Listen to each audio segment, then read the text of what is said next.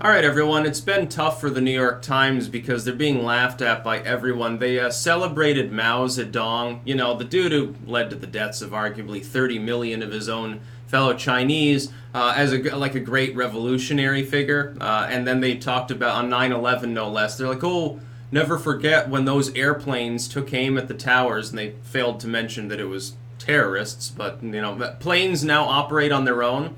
It's very unfortunate because planes, they can get aggressive sometimes. You have to train them properly or else they just start hitting buildings.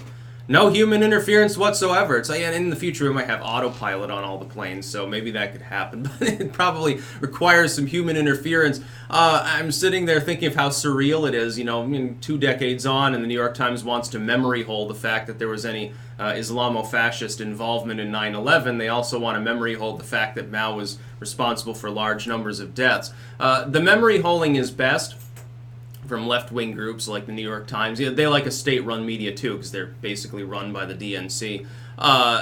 It has worked best for like Che Guevara. Actually, like Mao, for the most part, people understand that he was pure evil and that his policies were dumb. Like, that time that they said, well, sparrows come and take grains from your crop fields. We're going to kill all the sparrows. And then there was a locust swarm that came and debilitated their crops 1,000 times worse and caused a huge economic downturn, and millions of people died of famine. But it's a small price to pay. One casualty is a horrifying thing. But if everyone dies, it's communism. To modify their age-old term, it's funny. It's like with Stalin, people generally understand he's evil. With Mao and stuff. Che Guevara is really the one that they've managed to whitewash. They've turned him into a t-shirt. It's very funny when I see people with Che Guevara shirts and they think they're being edgy or punk or whatever. I laugh at their consumerist bullshit because that shirt was made by kids in China anyway who are living under a fusion communist, severe authoritarian regime that has hyper-capitalistic elements actually, like actual capitalism in the corporatistic like late 1800s U.S. sense, like the fucking Gilded Era, crazier than anything pre-TDR that we could possibly have here. It's nuts, and then probably the dye came from Egypt, so you have a little globalism in there too, plenty of global trade. And a corporation got all that money, and then they marked up the price by 500% before you bought it at cheap-ass Walmart. I'm a revolutionary, man. Look at my new Che Guevara shirt and shit, man. No, you're not a revolutionary. You're just an asshole. But as far as Mao, people reacted poorly because it hasn't been gaslit yet. People still understand that General Mao is arguably the single most butcherous human being who ever existed.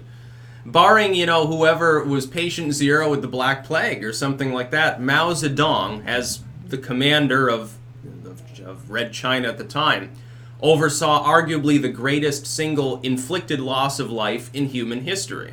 It's arguably could be Stalin. It depends on how many of the deaths you ascribe to execution versus famine. And Pol Pot would be close because most of those were execution. He just had people pickaxed in the back of the head. He didn't even waste a bullet. At least in China, they would shoot you. By the way, it's funny to see like nuclear propaganda reels from 50s era China when they were developing nuclear weapons and shit. It's actually quite interesting. I mean, as far as like, nifty 50s and sweet 60s Cold War propaganda goes, it's pretty awesome. I could watch that shit all day, retro stuff from mid-century. But China today is still massively authoritarian. As far as Mao goes, he warps the curve. Arguably 30 million deaths.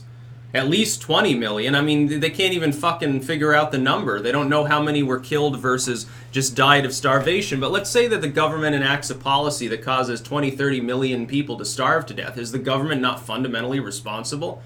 Is that not, in an interior sense, kind of a major tragedy? A major thing? And the New York Times calls him a revolutionary figure. Mao was not revolutionary.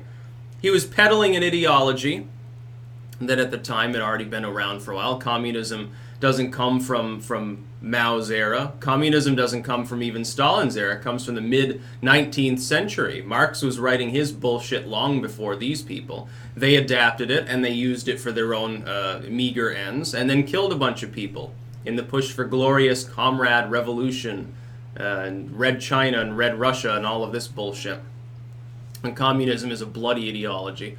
As far as modern ideologies, it's definitely the most butcherous. You can argue whether communism has killed more people than some of the religions of the world in more ancient times. You know, you look at the 300 or 400 years of non-stop struggle during the worst times of the Dark Ages. Yeah, I guess you could make a case for that, but the thing is the populations were a lot lower.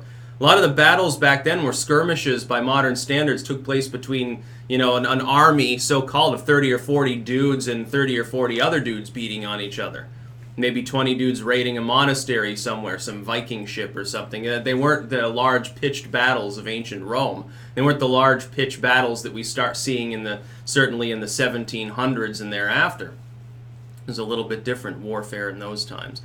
It would be difficult, I think, to imagine that any particular leader at the time could have been alive long enough and overseen enough battles. Even if you ascribe every death in their kingdom to them, I don't think it would hit 30 million. Like no person would have reigned long enough over enough of a population, other than maybe like a Charlemagne or something like that, to actually have seen that many people die of all causes combined. So, you know, quite a stretch. I think Mao may be the worst human being who's ever lived. I think Pol Pot's the most crazy. Pol Pot was fucking... Oh man, he makes Mao look like a cheerful dude. Look him up sometime, fucking Pol Pot from Cambodia. But Mao, yeah, probably killed the most. Both inflicted and in total, that includes famine and other things that the government simply caused. We didn't execute them, we just didn't give them their food rations for the last month. And we found them dead in their cabin. We ate their dead bodies too, probably. I think cannibalism is quite common, especially when you adhere to an ideology that tends to dehumanize people and render them nothing more than cogs. It's funny because all of the excesses of capitalism, strawman capitalism, that are ascribed to it by commies and socialists actually exist most prevalently in socialism and communism. Dehumanizing people, back-breaking labor, because of course you got to make things equal. And basically every other vice under the sun, greed, like the basic low-lying kleptomania of the USSR was quite a thing. Everyone grafted and got corrupted because they couldn't survive otherwise. Everyone took a little off the top. It isn't like in so-called capitalism that we have, where you have some corrupt officials do that from time to time. There it was everybody. It was like a family activity, hiding potatoes from the KGB, I guess. Potatoes or small bags of rice, and if you get caught with them, of course you get beaten, raped, probably killed. Difficult times. Very difficult. It's interesting, China starts to have its mass economic expansion when it basically gives up the purest communism and starts setting up hyper-free market pockets within China, and then explodes with growth. And then everyone's talking about the Chinese century, which isn't going to happen, but it's interesting to see anyway. I think, isn't Trump meeting with the Chinese soon as well? Haven't they sort of hashed things out and they said, whoa, and we got to take a step back because we're going to cause a worldwide depression? Yeah. The New York Times is full of shit. But then again, we don't need this to prove that the New York Times is full of shit. They do it every day. Just look at their headlines. It's almost worth actually following the social media accounts of some of these legacy media outlets just for the weird shit that they say. It's like they're living in an alternate reality and they're seeking to export that to all of the NPCs that are around them.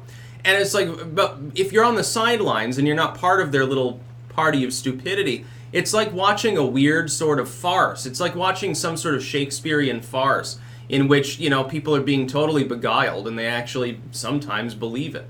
And then sometimes, of course, the New York Times gets ratioed. Like, I guess they took down their tweet celebrating Mao Zedong. I guess they took down their post about the planes deciding to hit the World Trade Center, 19 years. Yeah, they decided it. It was their own decision to make. Autonomous planes existed back then, back in September 11th, 2001. Yeah, autonomous machines were really, computer technology had really advanced by then, and so the planes they went a little nutty and they decided to go blow some people up. Had nothing whatsoever to do with Al-Qaeda or Saudi involvement or any of these other state and non-state actors, wink wink, nudge nudge, that may have been involved. That's about all. Peace out.